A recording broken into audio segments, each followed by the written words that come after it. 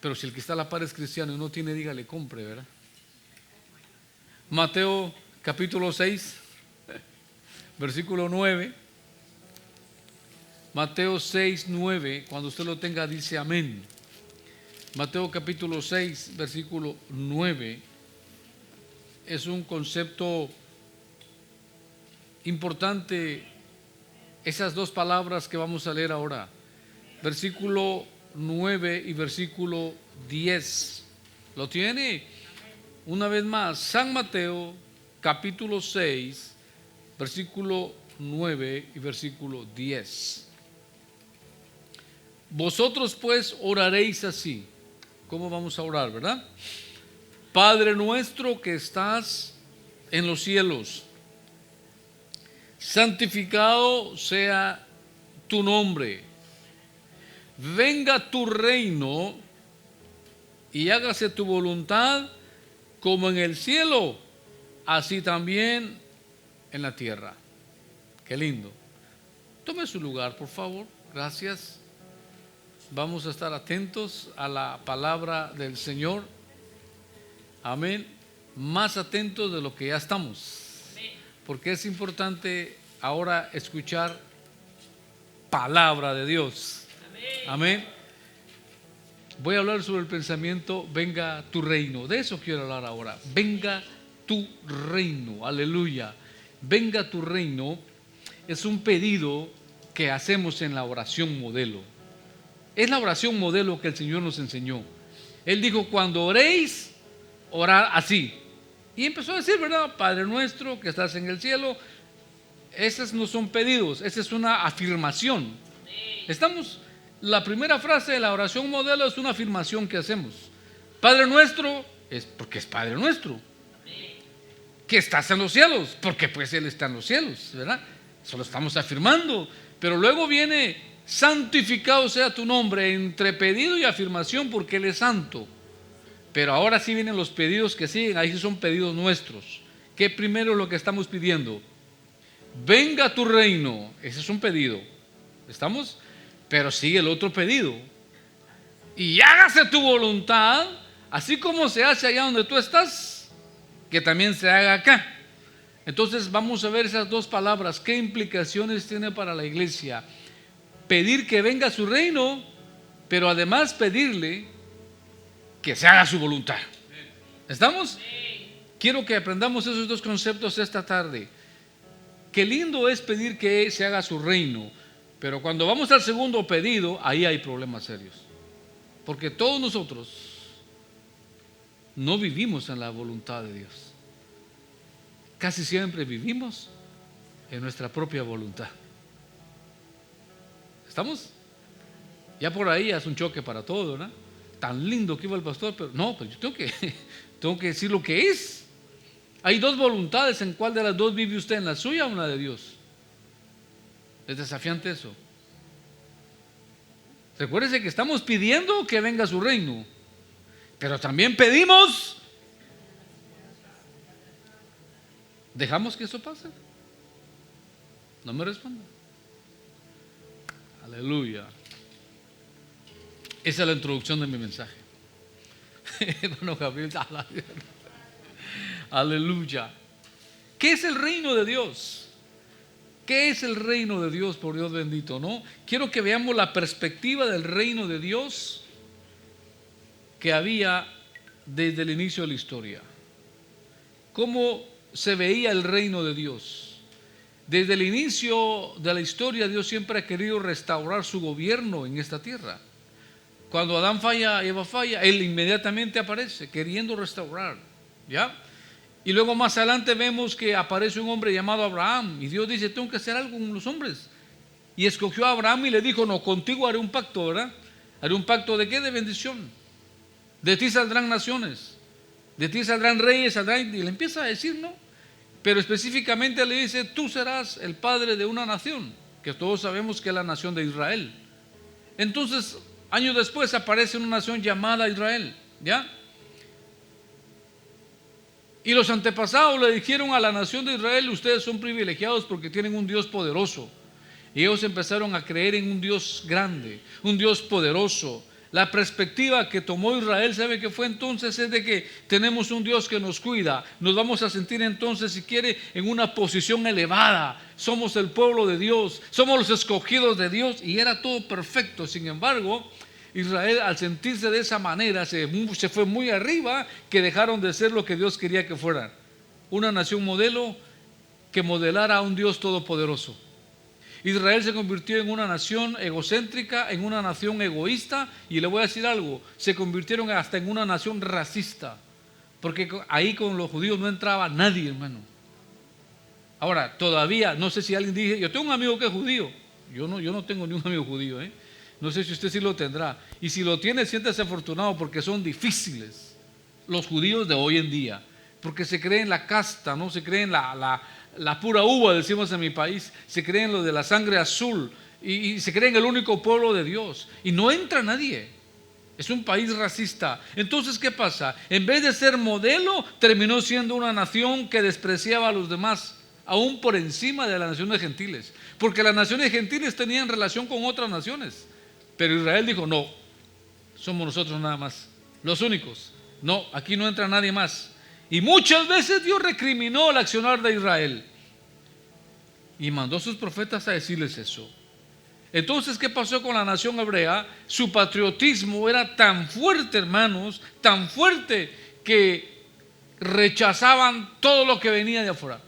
¿Sabe por qué? Porque los profetas de Israel empezaron a decirle a los judíos, viene el día en que Jehová, el Dios de los ejércitos, gobernará con ustedes, se va a sentar en el trono y las naciones van a venir a Jerusalén a pagar tributo.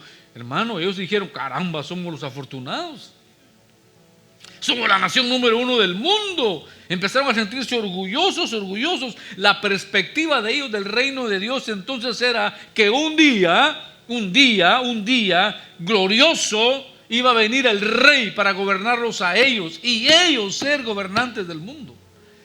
Entonces ahí, ¿quién entraba? No entraba nadie. Esa era la perspectiva del reino de Dios en Israel. Qué triste. Sin embargo, Israel se le olvidó que había sido esclavo en Egipto. ¿Ya? Fueron 420 años estuvieron allí. Y que Dios sacó a Israel de ahí, ¿para qué dice el texto? Para que le adorasen en el desierto. Pero a Israel se le olvidó eso. Israel no pasó nada por eso. Ojo con esto. Dice la palabra de Dios que Israel falló. ¿En qué falló? En la comprensión del reino de Dios. Ellos solamente se sirvieron de Dios, pero no sirvieron a Dios. Qué interesante. ¿Qué es servirse de Dios? Eres mi rey, Señor. Es el pedido número 1, que venga tu reino, Señor. Sí, pero la otra opción, servir a Dios, es que se haga tu voluntad, Señor. Pero ellos no lo dejaron. Ellos solo se sirvieron de Dios. Qué triste. Ellos solo vieron, ¿qué cosa? Lo que conocemos, sus derechos nada más. Es que somos el pueblo de Dios. Sí, está bien. Tú eres el pueblo de Dios, pero aparte de los derechos, tenemos responsabilidades. ¿Es verdad? Y es típico que nosotros lo primero que vemos cuando vamos a un trabajo, ¿qué es? ¿Cuáles son mis derechos? A ver, ¿cuánto voy a ganar? ¿Mis vacaciones? ¿Cuántos días voy a tener al año? ¿A qué hora voy a entrar?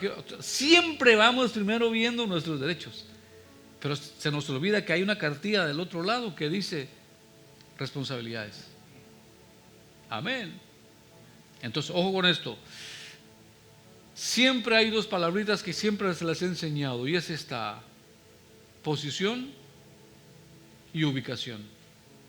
La posición nos da nada más a conocer nuestros derechos. La posición dice, soy hijo de Dios, perfecto, pero la ubicación te enseña a saber vivir como hijo de Dios. Entonces Israel vivió sirviéndose de Dios, siendo pueblo de Dios. Pero qué increíble, lo terrible de Israel fue, a Dios le pedían, pero adoraban otros dioses. Cuando Israel tenía necesidad, culpaban a Dios, porque se sentían el derecho de ellos, como fueron maltratados. Ahora nuestro papá tiene que cuidar de nosotros sí o sí. Él nos sacó de Egipto, Él tiene que cuidarnos. Él hizo esto, Él tiene que hacerlo. Y por eso cuando les faltaba agua, ¿qué decían? No, ¿para qué nos sacaste de Egipto? Oiga eso, es tremendo Solamente ver la posición es bien delicado. Aprendamos a saber que toda posición también tiene ubicación. Y a veces nosotros no nos ubicamos en el lugar que corresponde para con Dios. Siempre estamos pidiendo, Señor, que venga tu reino, Señor, sí, que venga tu reino, pero ¿y cuándo se va a hacer la voluntad de Dios? ¿Cuándo? ¡Aleluya! Estoy terminando la introducción. ¡Aleluya! Sí, Señor. Qué interesante cuando yo decía hoy en la mañana a la iglesia, la mayoría de los que estábamos ahí somos padres, y le decía, ¿qué tal cuando nuestros hijos solo nos piden? Y nos piden, y nos piden, y nos piden. ¿Sabe qué? Ellos son buzos. Nuestros hijos son inteligentes. Ellos conocen solo sus derechos. Y le decía yo a la gente allá, le decía que los hijos a veces le dicen a los padres, tú me hiciste, tú me tienes que sostener. Y el padre, ay sí, pues yo te hice. Y caímos en el juego, los hijos. Y yo le diría, si mi hijo me dijera, sí, tú me hiciste, yo tampoco pedí que vinieras tú. Es verdad, hermanos. A veces los hijos se columpian sobre los padres. El que tú me hiciste, tú me tienes que me tienes que pagar todo. Ya son viejos y tú me hiciste. No, mano, por favor, no. Padres, yo tengo que tener mi responsabilidad. Yo tengo que suplir a mis hijos. Pero mis hijos tienen que ubicarse. ¿Sí van conmigo? Recuerden, estoy hablando de posición y ubicación. ¿Qué tal si mi hijo Abraham, que está acá conmigo, el hermoso joven que está acá, lo pueden ver las cámaras, enfóquenlo, aleluya. Él acaba de cumplir 25 años. ¿Estamos? Pero él me está diciendo a mí, tú me tienes que cuidar, me tienes que mantener todo el rollo. Y yo diría, ¿de cuál fumaste, hijo? ¿Por qué? Porque si nosotros no despertamos, perdón, hay una expresión en mi país que dice, se nos encaraman los hijos encima, hermano. Nos chantajean nuestros hijos. Es que mi papi no me quiere. Tenés 30 años, mija, y no estás trabajando, ¿verdad? Israel así vivió. La perspectiva del reino de Dios de Israel fue esa. No, él me tiene que mantener, él tiene que hacerme todo. Y yo dice, pero aleluya, aleluya. Ahora ya pasó a mi primera.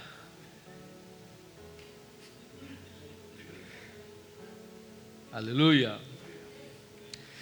Estoy feliz. Estoy feliz porque estamos hablando de un culto misionero. Y es esto. Si la voluntad de Dios se tiene que hacer, ¿sabe usted cuál es la voluntad de Dios? Dice la Biblia que el deseo de Dios, y deseo es voluntad, el deseo de Dios es que todos los hombres sean salvos. ¿Estoy colaborando yo para que se cumpla ese deseo? Si yo no estoy colaborando para que se cumpla ese deseo, entonces la voluntad de Dios no se está llevando a cabo en mi vida. Aleluya. Y si no se está llevando a cabo la voluntad de Dios en mi vida, ¿por qué entonces le voy a llamar que Él es mi rey? Si Él es mi rey, yo tengo que obedecerle.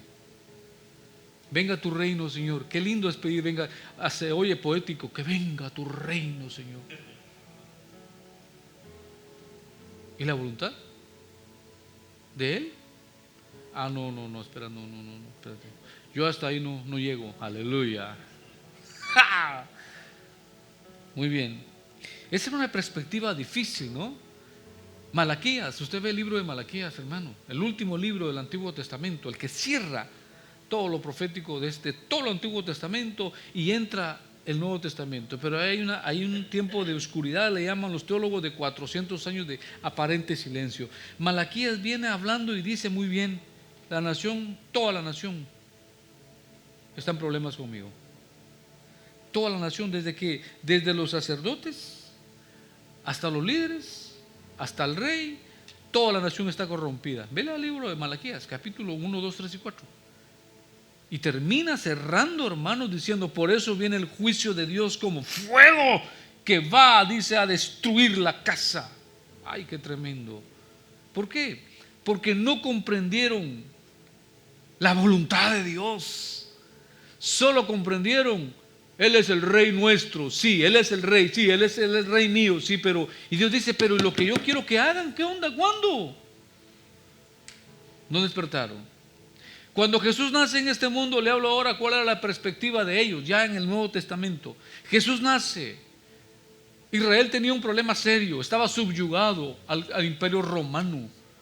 Ellos no sabían de independencia desde el último exilio que estuvieron. Toda la vida, a partir de ese último exilio, hermanos, fue de alguna manera estar bajo gobernantes paganos. Y cuando Cristo nace, Israel está bajo el imperio romano.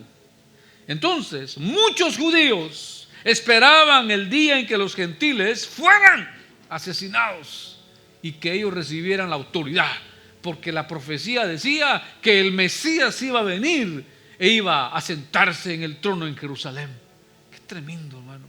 Todavía seguía la misma perspectiva. ¿Qué problema tenía? El problema de la posición. Somos nosotros el único pueblo de Dios, decían ellos. Qué tremendo, ¿no? Qué tremendo, esperando. Y cuando aparece el Mesías en escena diciendo: he aquí el reino de Dios. Y yo dije: está loco ¿cómo va a ser nuestro rey? Nació donde hay animales, no tiene ejército, no tiene plata, anda descalzo si quiere usted, y dice que es el rey. No, para ellos el rey tenía que ser alguien que implantara un reinado físico, material. Y Jesús trajo un reinado. Pero el reinado de Él fue espiritual. El reinado de Él fue venir a libertar del pecado a la humanidad. Pero Israel no esperaba eso. Israel esperaba que ese Mesías viniera y liberara a Israel de Roma y declarara a Israel la capital del mundo, si quiere. Ese era el deseo de ellos. Jesús se encontró muchas veces con los líderes religiosos y les daba duro y le daban a Él. Se daba porque no se entendieron. Y un día Jesús les dice, mire, Jesús va a ponerlos a prueba si quiere usted, les dice: muchachos, arrepentíos porque el reino de los cielos se ha acercado. ¿Qué cree que pensaron los líderes? Dijeron: nosotros vamos a arrepentirnos. ¿Nosotros de qué? Vea, los que se tienen que arrepentir son los romanos, no nosotros. Porque los romanos son los que nos están matando. ¿Por qué no les predicas eso a ellos? Si eres nuestro rey, ve y pelea contra ellos. Interesante, ¿no? La confusión fue grande. Que teniendo al verdadero rey ahí, lo mataron. ¿Por qué? Por una mala perspectiva del reino de Dios. El reino no lo vieron como Jesús lo trajo. Ellos querían que fuera un reino como ellos estaban esperando. Pero luego pasa la historia de este momento y quiero que veamos rápidamente la historia de la famosa iglesia primitiva, ¿no es verdad? Todos hemos escuchado la obra de la iglesia primitiva. Hechos 1, Hechos 2, Hechos 3, usted va a encontrar hasta el 5 o 6. Bueno, todo el libro de los Hechos habla de maravillas que la iglesia primitiva hizo. La iglesia primitiva nació en el poder del Espíritu Santo. Y el Señor le dijo cuando se fue al cielo, que le dijo a los discípulos: váyanse allá al aposento. Ahí, y cerca de Jerusalén hay una casa, ¿verdad? Se cree que era la casa de Juan, si no estoy mal. Reúnanse ahí hasta que venga sobre ustedes el poder del Espíritu Santo. Y les dijo: ¿y saben qué? Van a ser llenos del poder del Espíritu Santo. Aleluya. ¿Y qué eran aquellos, no? Pero aquí viene: ¿para qué iban a ser llenos? Para que ustedes me sean testigos y para que vayan a las naciones y prediquen el evangelio. ¿Se dieron cuenta? ¿Para qué es entonces el Espíritu Santo? Hermano, perdone, no es tanto para hablar en lenguas, es para ser testigo de Cristo allá afuera. Amén. Qué bien por los que hablamos lenguas, ¿verdad? Qué bien, qué lindo eso. Pero no es para esa la onda, no es para eso. Es para ser testigos poderosos. Aleluya. Es para ir y predicar el evangelio de Jesucristo. Alaba el nombre del Señor. Así que la iglesia primitiva hizo cosas lindas. Sí, señores, mire, hasta muertos subieron con Pedro cuando Ananías y Zafira le mintió al Espíritu Santo. Ese Pedro tenía poder, hermano, estaba lleno del Espíritu Santo. Todo el mundo le tenía miedo a Peter. Aleluya. Y Pedro estaba lleno y tomó autoridad y se le subieron los humos, ¿verdad? O sea, se le fue el orgullo a la cabeza y dijo: ahora yo soy el pastor de la iglesia, aleluya, ahora yo soy el que controlo. Y dijo, y empezó a dar órdenes. Usted hace esto, usted esto, usted esto, órale. ¿Y quién era Pedro? Si apenas sabía leer. El texto dice eso, que Pedro era del vulgo, quiere decir de lo más humilde que había. Pero ahora estaba lleno del Espíritu Santo. Ahora, ¿quieren hablar conmigo? Hagamos un appointment. Qué tremendo.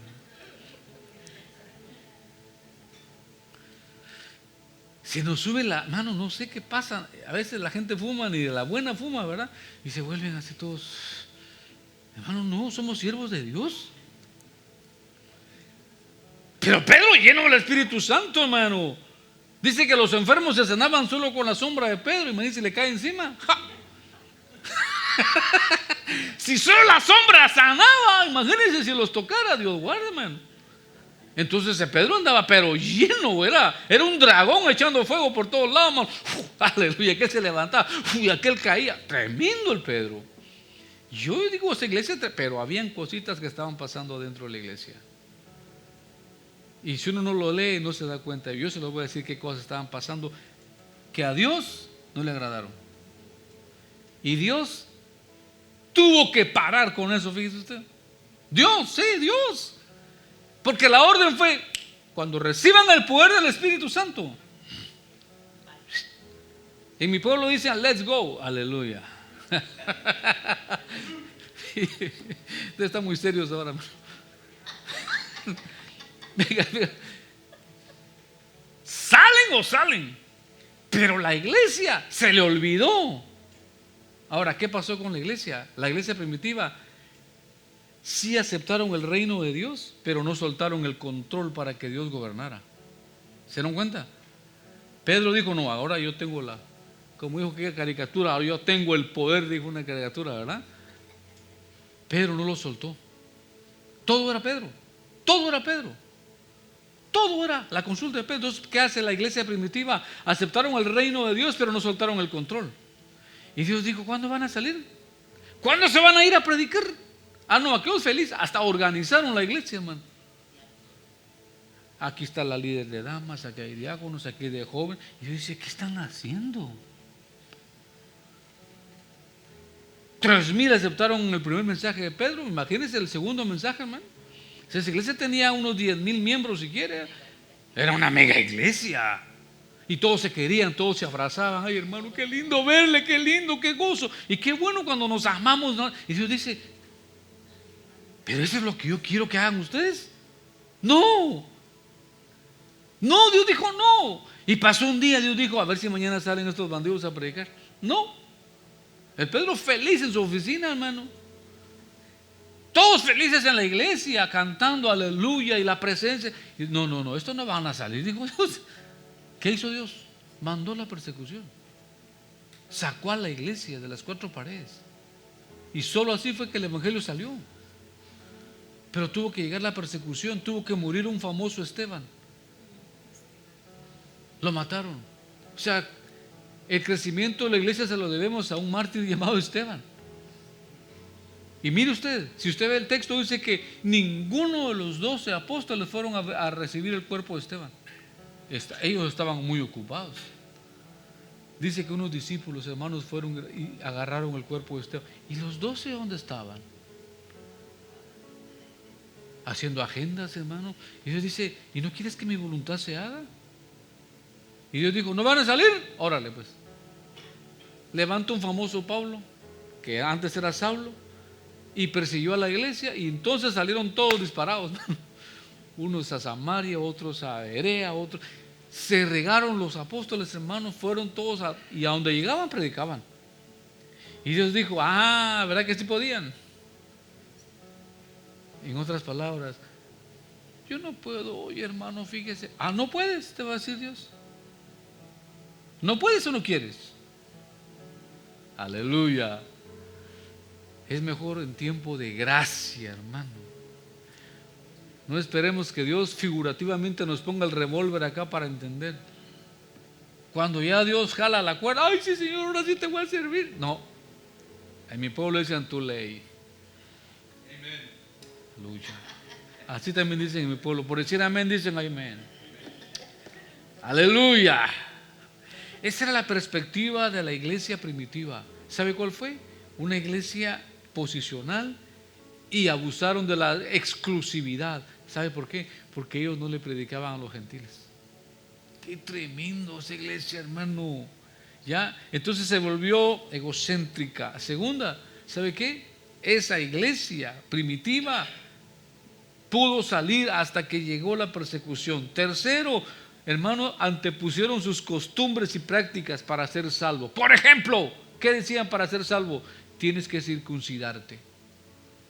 Si no te circuncidas, no eres salvo. La iglesia predicaba eso. Y Jesús dice, pero muchachos, ¿y no ya morí yo en la cruz por ellos? Pues, qué tremendo. Pero ahí se movía el Espíritu Santo. Había crecimiento, pero Pedro dice, tienen que circuncidarse, muchachos. Esa era la iglesia primitiva.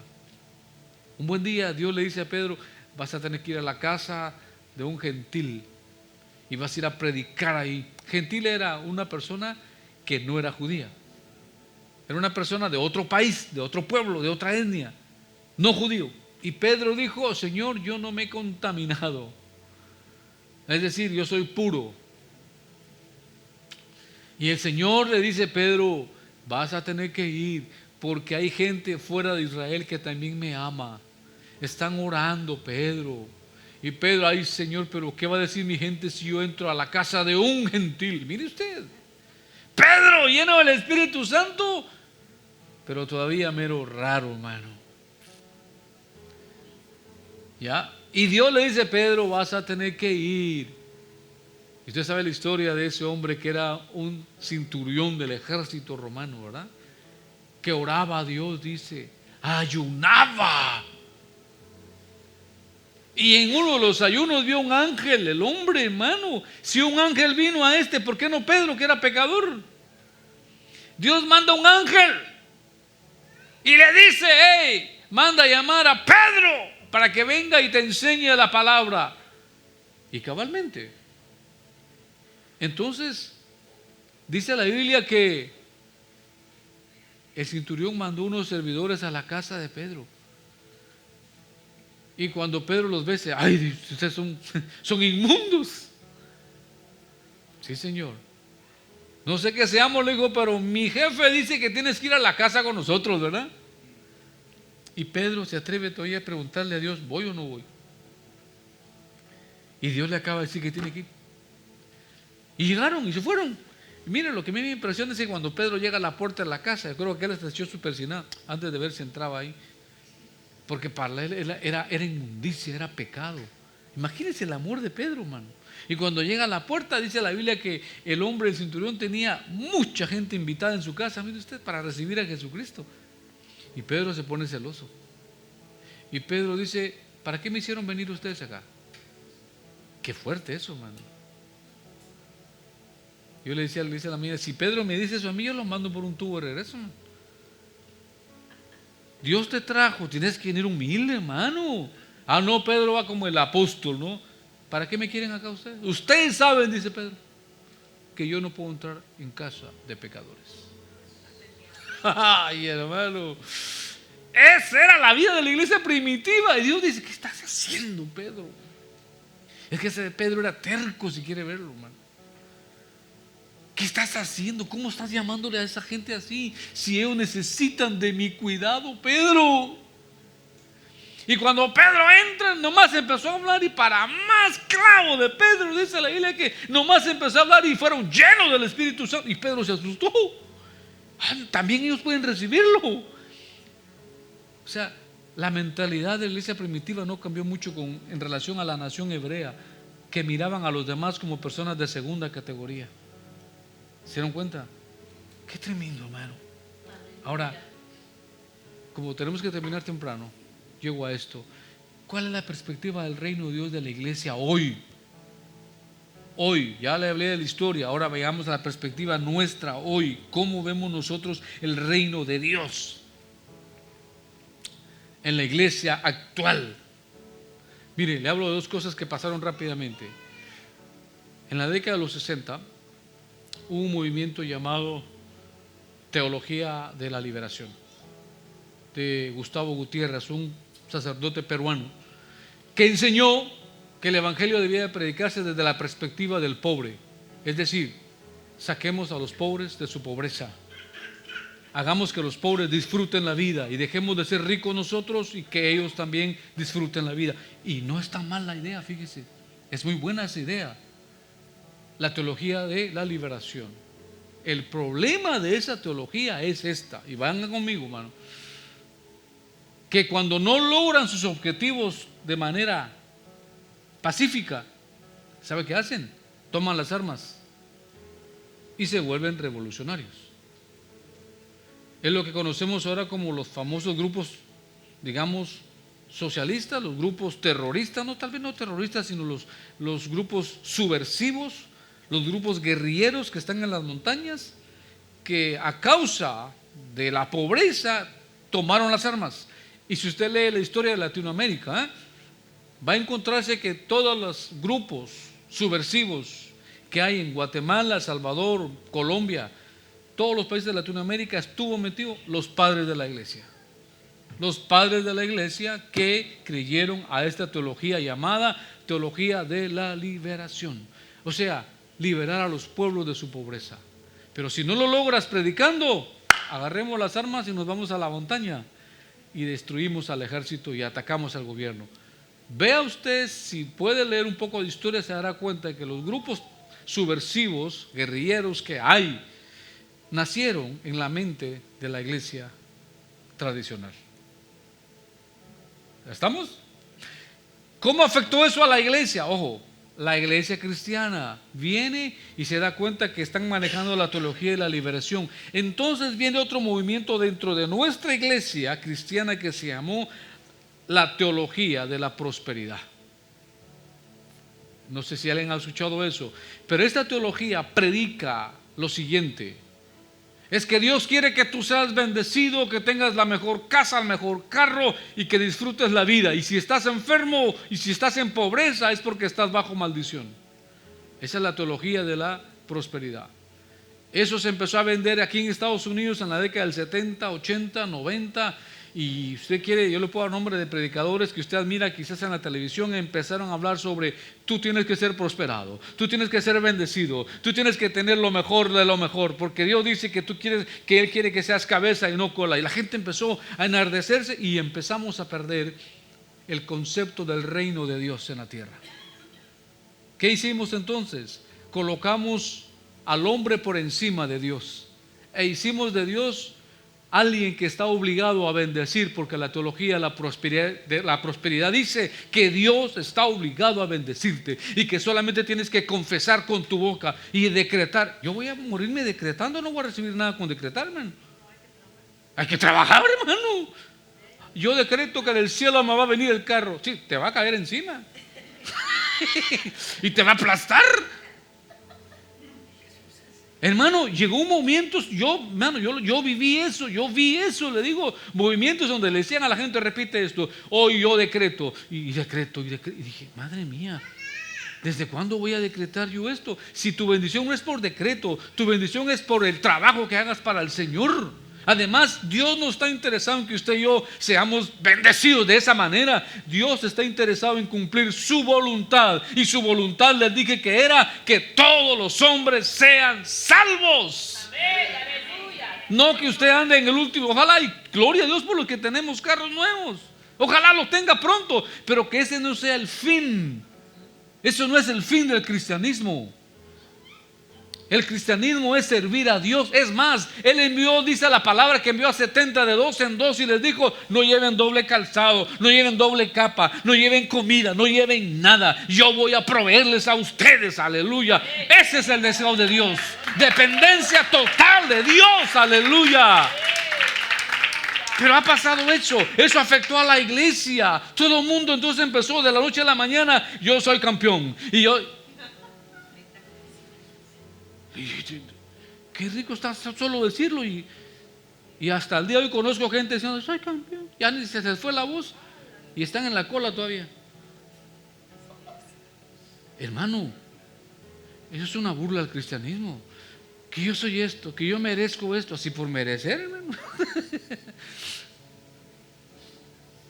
Veo cómo la iglesia actual, entonces, cómo vive ahora. Voy terminando ya. La iglesia actual está terminando hoy, más afanada en los materiales, porque le vendieron la idea: Dios quiere que tú prosperes. Entonces, si no Dios te prospera a la buena, entonces tú te vuelves esclavo del tiempo y vas corriendo y ahí no tengo tiempo y todo porque te vendieron la idea que si tú no tienes el último carro estás en pecado. Porque nos vendieron la idea que si estamos enfermos estamos bajo maldición. ¡Qué tristeza, hermano! La iglesia también se enferma. Sí, nosotros nos enfermamos. Y más si comemos chicharrones todos los días. Aleluya. El pan déjelo, por favor. Hermano, nos vamos a enfermar. Los virus andan en la calle, los agarra uno, usted va a andar con tos y qué sé yo, moqueando a veces por la mujer o por el hombre, pero va a andar enfermo. Y va. Pues nos vamos a enfermar, hermano. Jesús mismo dijo: mis hijos, ustedes en el mundo van a tener aflicciones. Yo no puedo decir, hermano, si tú no tienes último carro estás en pecado. Qué sinvergüenza yo, hermano.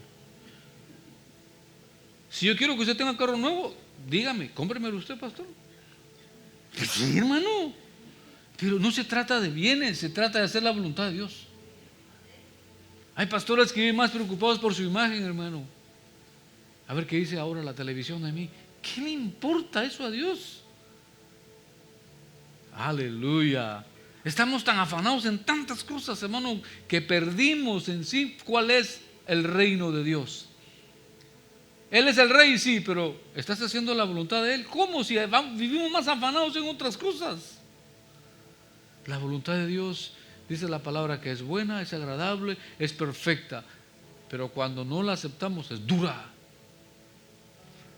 difícil. Ay, otra vez eso. No. Pero Él es el rey. Amén.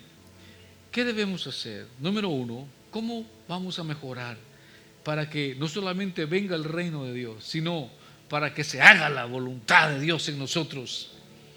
Hermanos, tenemos primero aceptar y obedecer su voluntad, uniéndonos y esforzándonos para que el deseo de Dios de que todos los hombres sean salvos sea una realidad. Esa es la voluntad de Dios.